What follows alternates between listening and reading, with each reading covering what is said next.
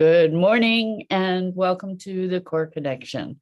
I'm Mira Rubin here with you on Enlightened World Network. And today's topic is safety. And when we think about safety, we can't really think about safety without thinking about trust, because we're trusting whatever protections we have in place to keep us safe. So safety and trust are inextricably linked, and we get to talk about that today, which should be really, really interesting.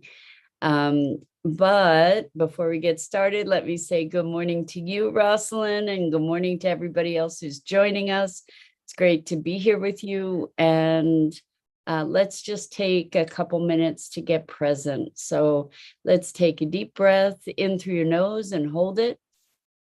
And imagine clean, crisp oxygen flooding your lungs, flowing into your bloodstream, nourishing all your cells and your organs, bringing vital life energy to your body and being. And as you exhale any tension, stress, negativity, fatigue. And now let's take another deep breath in through your nose and hold it. This time, imagine brilliant, bright light lighting you up from the inside out, illuminating, electrifying, and energizing all your cells, your molecules, your electrons, creating a brilliant beam of light and energy from your heart out into the world. And as you exhale any remaining tension, stress, negativity, fatigue. And now let's press our palms together, vigorously rub your hands together, feel the friction, the motion, the pressure, the temperature, and the tickling and tingling when you stop, and allow all those sensations to bring you present right here, right now, into this remarkable physical form that enables you to experience life. Welcome, welcome, welcome. So today we're talking about safety. And a lot of us have concerns around safety, and what drives these concerns most often, what's underpinning the concern about safety is fear. Fear of physical harm, fear of emotional harm, and how we address those fears is often by trying to control our environment.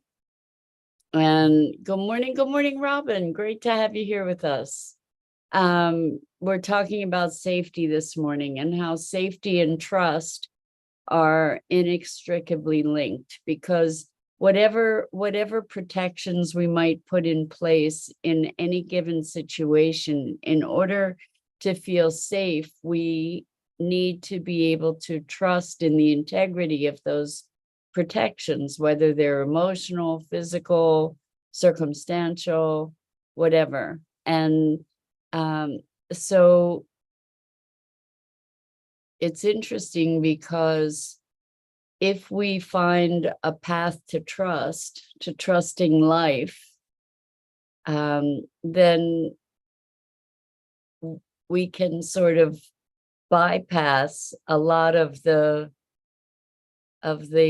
defense and protection that we might feel the need to create in order to feel safe. So I guess the question is, what is this? What does it mean to be safe?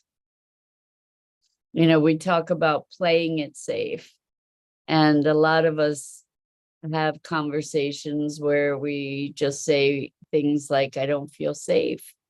I want to create a safe space. This doesn't feel like a safe space. So what does that mean? If we're creating a safe space, we might be trying to elicit agreements from other people that we're engaged with around rules of communication, rules of engagement, for example. And it's only in our trust of those rules that we then can feel safe, right? That we can make ourselves feel vulnerable. There are all kinds of assumptions that we have when we're creating this safe space, right? There's parameters of engagement that we're outlining that we expect others to adhere to. We expect that people are going, make an agreement and then honor that agreement within this space so that we can allow ourselves to be vulnerable in a certain way, that we can let down our defenses. And underlying that is a trust. Good morning, Jenny. Welcome. So good to have you here with us this morning. We're talking about safety and trust, actually, and how you can't really experience a sense of safety unless you have a sense of trust, whether it's in another person. You're trusting that they are going to be there for you in a certain way, or that they're going to act a certain way, or that they receive you or perceive you in a certain way. It's all based on trust. And so what I'm thinking is that we get to maybe by trusting the unfoldment of life, we get to feel safe without having to exercise all these controls or attempts at control in our environment. That's not to say that there aren't certain precautions to take when you're doing certain things, like if you're parachuting, you don't just want to say, oh, I'm going to trust the universe that my parachute's been properly packed. You want to make sure that the parachute's been properly packed. And those are important precautions. And even when your parachute is properly packed, it doesn't mean that parachuting is safe, so to speak, right? So Rosalind says, am I safe now? What is the fear? Fear of letting go of the known. Fear prohibits access to ... And I'll fill that in with safety. Yes. So fear is feeling unsafe, right? And sometimes we have an impulse of fear that lets us know that there are threats. Sometimes fear is self-manufactured, and other times fear is a really good signal to be paying attention, to be going into a more alert state. So if we can, I think that there are different degrees of fear. There's fear that is a response to an imminent threat. And oftentimes we perceive a threat that isn't there, because we have our own insecurities. We have our own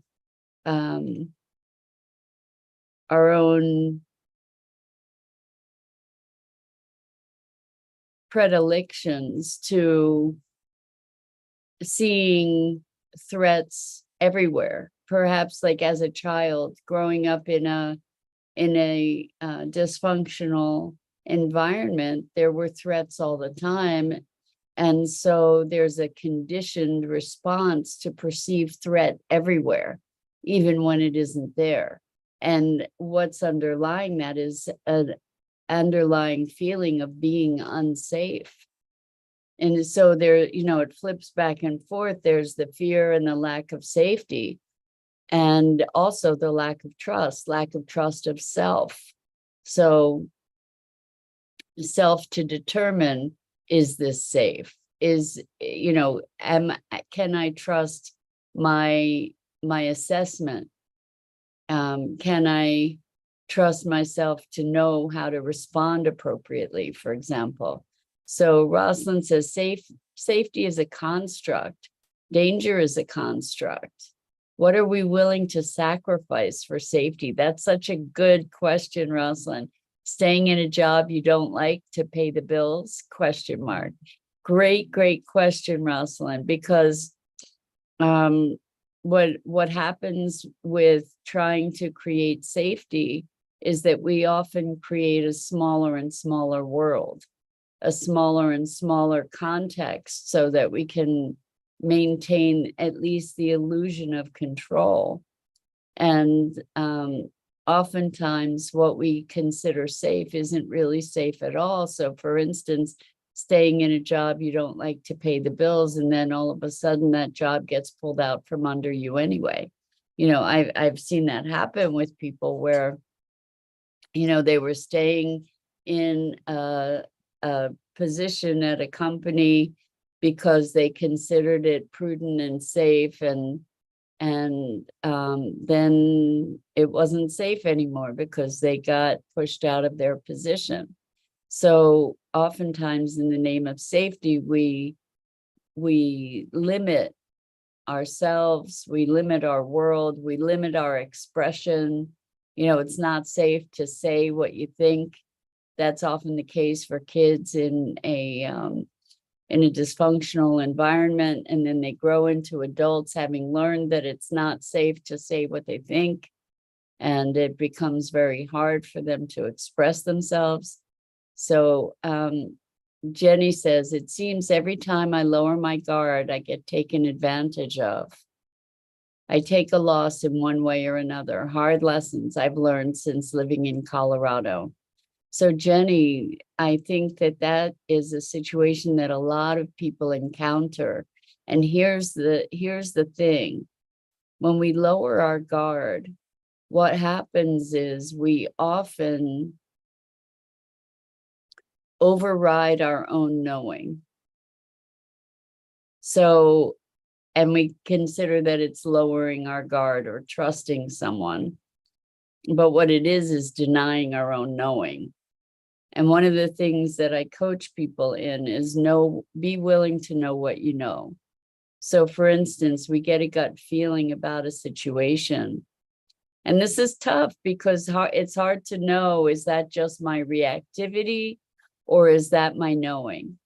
It's hard to discern that sometimes, but we might get a gut feeling about somebody and then we override that. We call that letting down our defenses, but what happens is we're overriding our knowing, and then that person turns out to be the way that we anticipated they would be. So we come back to we weren't trusting our own knowing, we weren't trusting ourselves, and then we get disappointed and we end up getting hurt or taken advantage of. But if we honored our knowing in the first place, even though it didn't paint that other person in the most pleasant light, then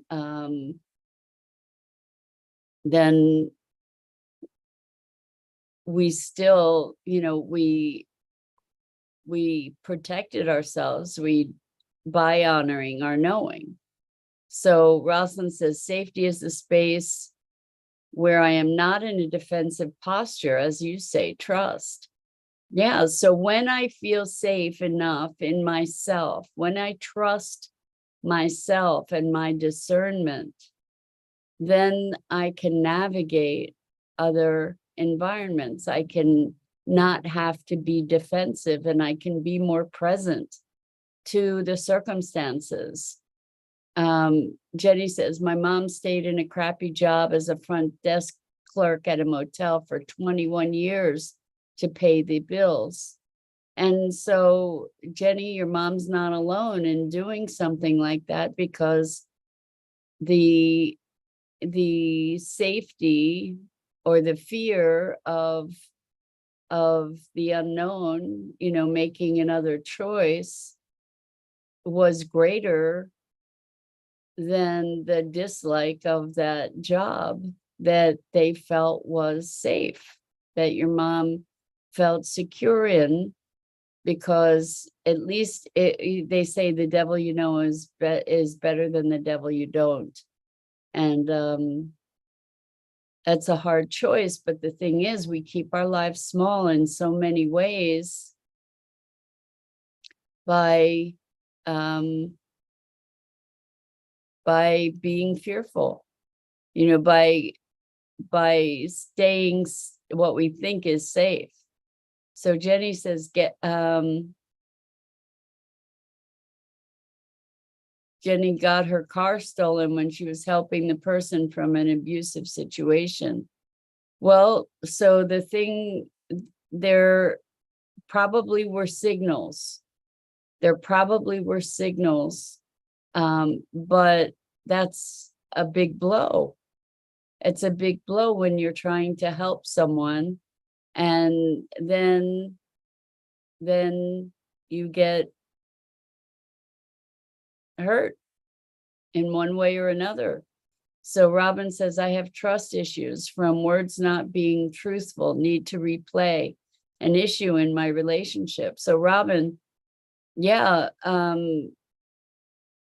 when we're in relationship, it's really easy to get off center. It's really easy to lose our connection to self and to our own knowing, because I've seen so many relationships where one partner gaslights the other, and sets up situations and lies and cheats and does all kinds of things, and then denies it and gets into the other person's head and twists things around. And all of that serves to undermine one's trust in oneself. And so it's important to be finding ways to stay connected to yourself in relationships. So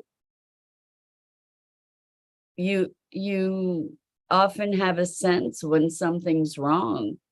Somebody can be lying to your face and you sense that it's wrong, but you don't have proof, and it causes us to question our own knowing, which is, it's very, very, very disorienting and kind of erodes our trust in ourselves. And when we don't have trust in ourselves, we can't trust others. And so Jenny says, yes, she was afraid to leave her safety zone about her mom, who worked at the motel for 21 years. Yeah. So it's interesting what we consider safe. So in a relationship where someone isn't telling us the truth, it's not safe. It becomes safe if we're safe in ourselves and we can navigate them not telling the truth. We know they're not telling the truth and we can navigate that situation, then we can still feel safe within ourselves. But when you're in a situation where your partner is lying to you, the question is, what's the trade-off? Like what keeps you there? because maybe there's a sense of financial safety. I know a lot of folks are in a situation where the financial safety of the relationship is such that leaving that relationship, however unsafe it feels emotionally, the threat, the financial challenge outside that relationship is even more frightening and feels less safe than navigating the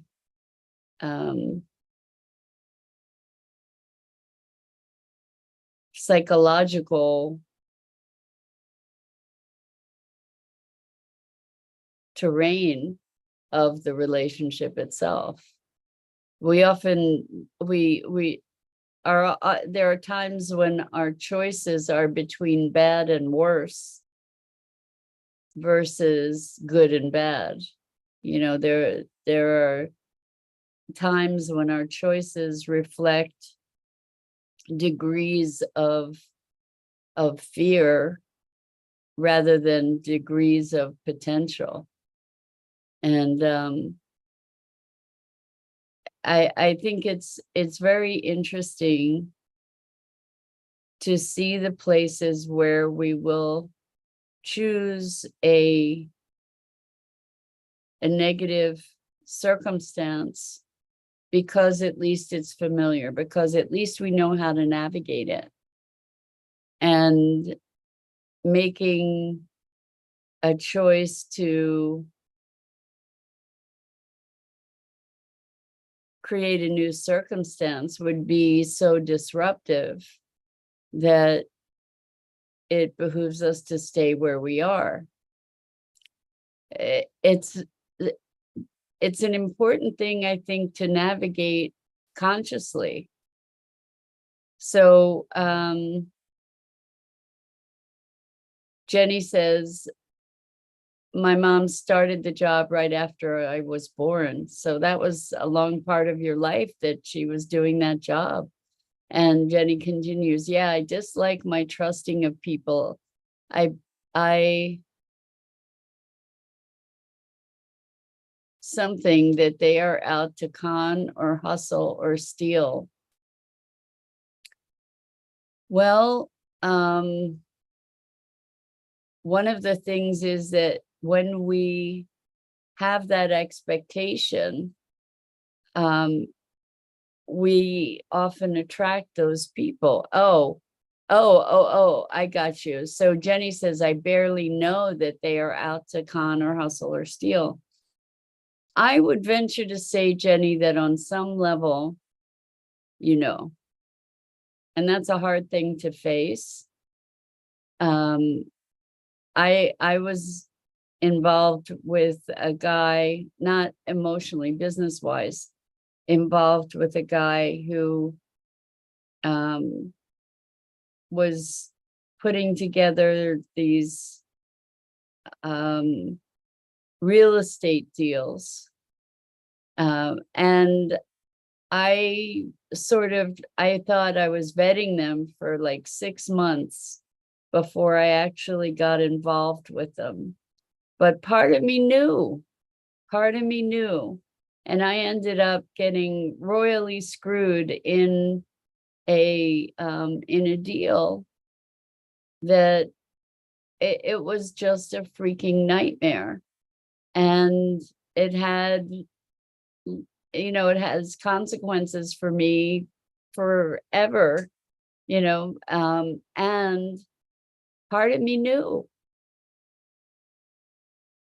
And I went ahead anyway, because I think that I was seeing it as a way out. I was seeing the money potential, so there was a greed factor, and I allowed that to overwhelm or override my trusting my own intuition, because I really wanted what this person was offering.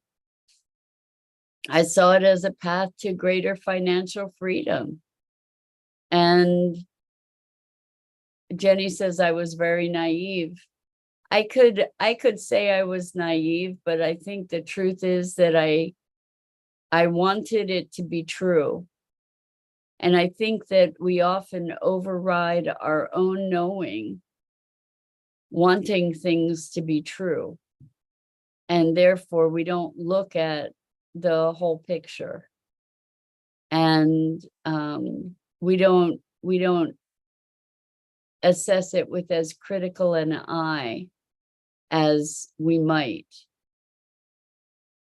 because we want things to be different than they are.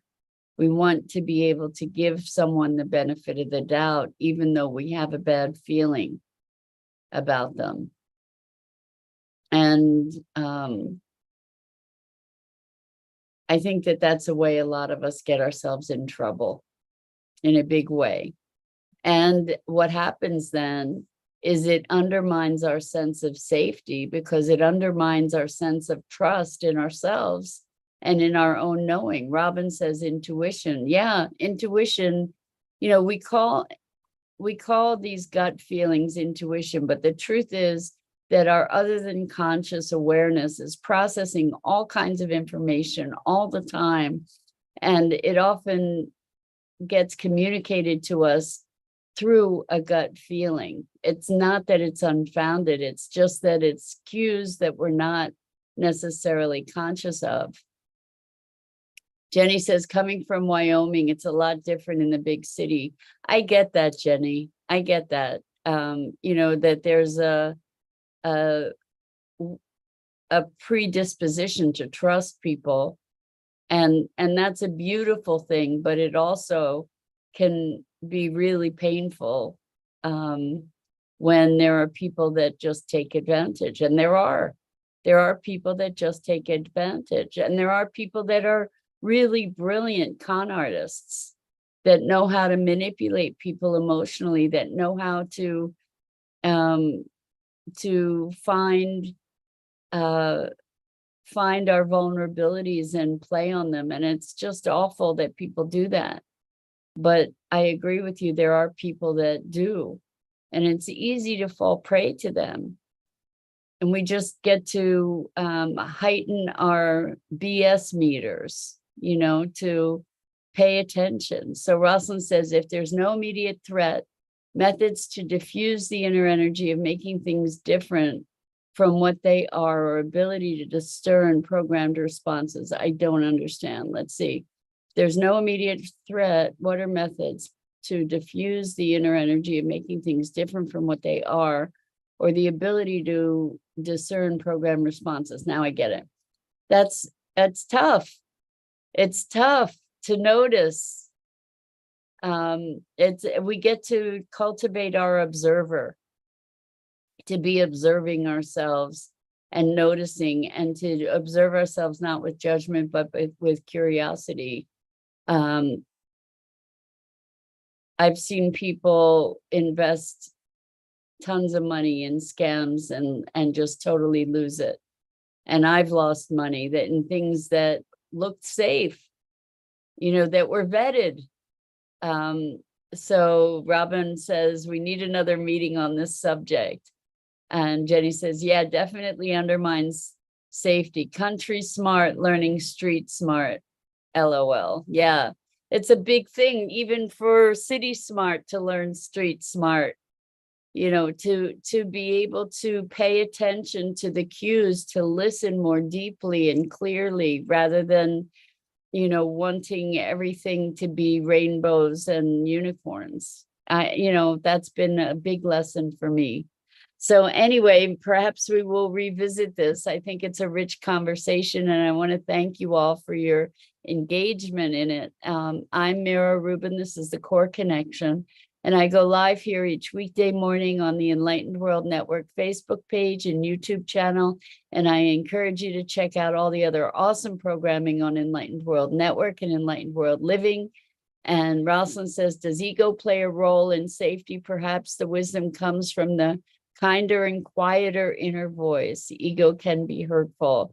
And on that, I don't even have time to respond. Jenny says, happy lunar eclipse, and so much love to all of you. Until next time.